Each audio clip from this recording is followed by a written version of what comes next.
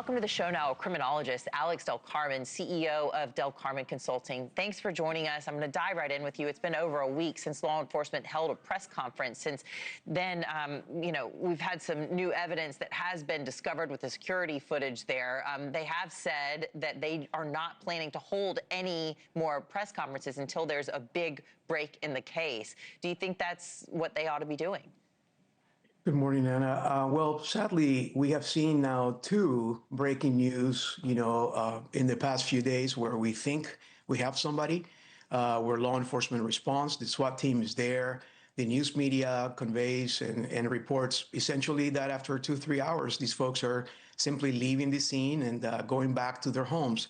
So we're very discouraged by what we've seen so far. I think what's happening is there are millions of tips coming in on a daily basis, but unfortunately, none of them have led to the right person. How come you don't think we have heard from Hena Guthrie's family in the last several days? Savannah has posted something, it's been 2-3 days now, a beautiful home video from her childhood, her and her sister with her mom, hopefully getting the public to renew their interest in all of this. But who's advising them and how are they being advised, would you imagine, to be acting and reacting or not? I think the FBI has been behind many of the videos that actually have come out. If you really pay attention to how the videos were staged and who the audiences were, you clearly see that this is really about humanizing Nancy, talking to the bad guy, compelling him to essentially turn her over. Also asking the public, right, to provide any leads, any kind of information that they have. So they have been staged. And if you, go back to Quantico and what we teach folks as to how they should be trained to talk to suspects and be able to compel upon them to return the individual kidnapped, this is exactly what this video should have been doing.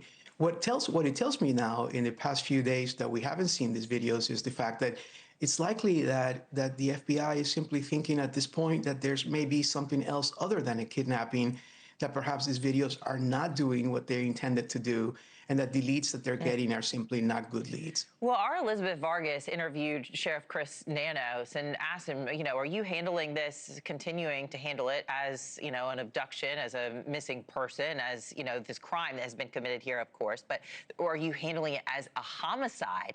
And he said, no, we don't have proof of life, but we also don't have proof of death. In situations like this, how long does that go on? It depends on the information that's coming in right now. More so than time, it's a matter of trying to figure out if there are good leads that they perhaps may be investigating behind the scenes that may give hope to the idea that she's alive. The last thing you want to do in these cases is lose hope. And the last thing that you want to do is send a message to the public that somehow, she's dead and that she's no longer, the time is no longer of the essence, right? And so they want to keep the idea that she's still alive and that she could possibly be alive, and that some of these leads may actually lead to her recovery. But, right now, every day that passes, Anna, I will tell you, as a criminologist of 28 years, is a day that I'm less confident that we're going to get Nancy back. Yeah, everybody has a mom or a grandma, and it's so heartbreaking when you put yourself in the shoes of Hena Guthrie and her family.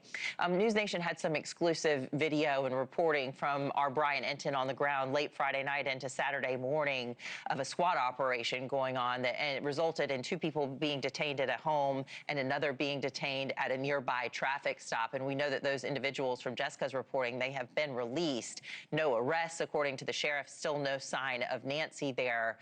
Do you think there's any chance that these individuals could still be under the microscope and they just didn't have enough evidence at the time to arrest them? Or is this sort of, gone with the wind, similar to the way Carlos was in Rico Rio near the Mexican border last week?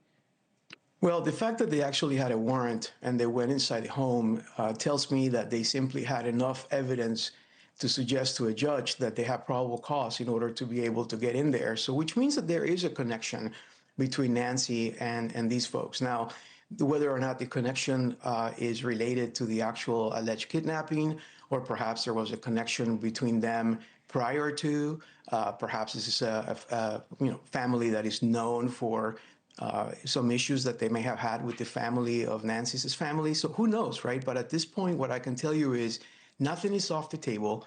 It is very likely that they're processing DNA as well, that they likely recovered from this house.